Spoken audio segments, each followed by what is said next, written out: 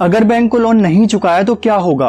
ये सवाल लगभग सभी लोगों के मन में उठता है, चाहे उसने लोन लिया हो या फिर वो लोन लेने वाला हो। तो दोस्तों आज की वीडियो इसी टॉपिक पर है, आइए शुरू करते हैं।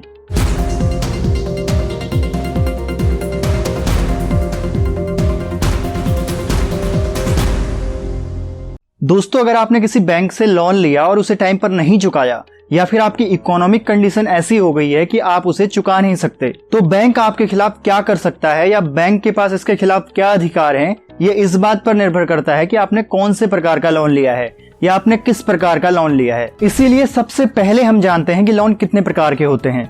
दोस्तों लोन दो प्रकार के होते हैं। नंबर 1 सिक्योर लोन, जिसे हम हिंदी में कहते हैं सुरक्षित लोन, और नंबर 2 अनसिक्योर लोन, जिसे हम हिंदी में कहते हैं असुरक्षित लोन। दोस्तों इनका नामकरण बैंक ने अपने हिसाब से किया है, यानी जो लोन बैंक के लिए सुरक्षित है, मतलब जिन लोन्स की रिकवरी बैंक आसानी से कर सकता है, उनको बैंक ने सुरक्षित लोन का नाम दिया है। सुरक्षित लोन में home loan, car loan, gold loan, यानी जिस लोन में आपकी सिक्योरिटी बैंक के पास होती है। जैसे आपने होम लोन लिया तो जब तक आप होम लोन नहीं चुकाओगे तब तक आपने जो मकान खरीदा है वो बैंक की संपत्ति है, यानी उस पर बैंक का अधिकार है। ठीक वैसे ही जो गाड़ी आपने खरीदी है, जब तक गाड़ी की EMI पूरी भर नहीं देते तब तक आपकी गाड़ी पर बैंक का अधिकार है। ठीक यही नियम गोल्ड और FD लोन के लिए भी लागू होते हैं। अब बात करते हैं असुरक्षित लोन की। दोस्तों जिन लोन को लेने पर बैंक आपसे कोई सिक्योरिटी नहीं लेती उनको असुरक्षित लोन कहते हैं, जैसे पर्सनल लोन, मुद्रा लोन या फिर कोई भी सरकारी योजनाओं वाले लोन। दोस्तों अब आपको लोन के प्रकार समझ में आ गए होंगे या फिर आपको समझ आ गया होगा कि आपके पास कौन सा लोन है। अब बात करते हैं अगर आपने लोन नहीं चुकाया तो क्या होगा। दोस्तों अगर आपने किसी भी लोन की लगातार 3 किस्तें नहीं भरी या फिर मिस कर दी तो आपके पास बैंक से लगातार कॉल आने लगेंगे, नोटिस आने लगेंगे कि आपने 3 महीने से बैंक की किस्तें नहीं भरी हैं। और अगर आपने फिर भी इन सब कॉल या नोटिस को इग्नोर किया तो फिर बैंक आपके खिलाफ कार्रवाई करना शुरू कर सकता है।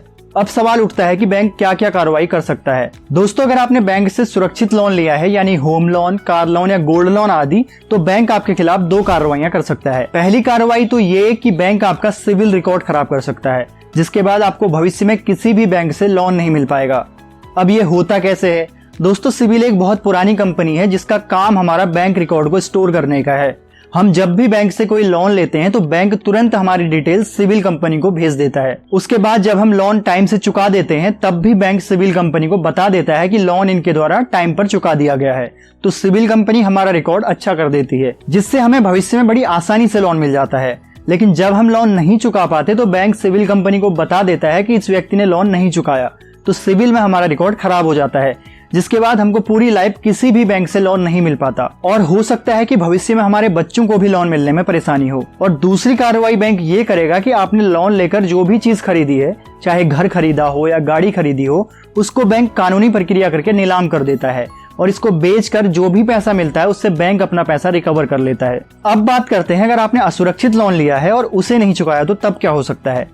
दोस्तों जैसा कि हमने अभी बात की कि असुरक्षित लोन में बैंक के पास आपकी कोई संपत्ति नहीं होती, तो बैंक इसमें ज्यादा कुछ भी नहीं कर सकता। और वैसे भी इस प्रकार के लोन में बैंक आपको ज्यादा से ज्यादा 2 लाख तक की ही लोन देते हैं। इससे बैंक को बहुत ज्यादा फर्क भी नहीं पड़ता।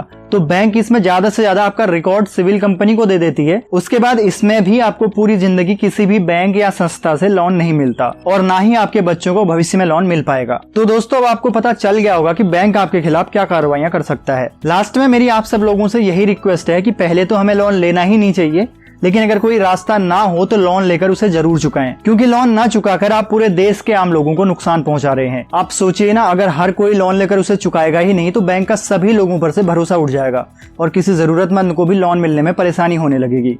आज की वीडियो में इतना ही, धन्यवाद।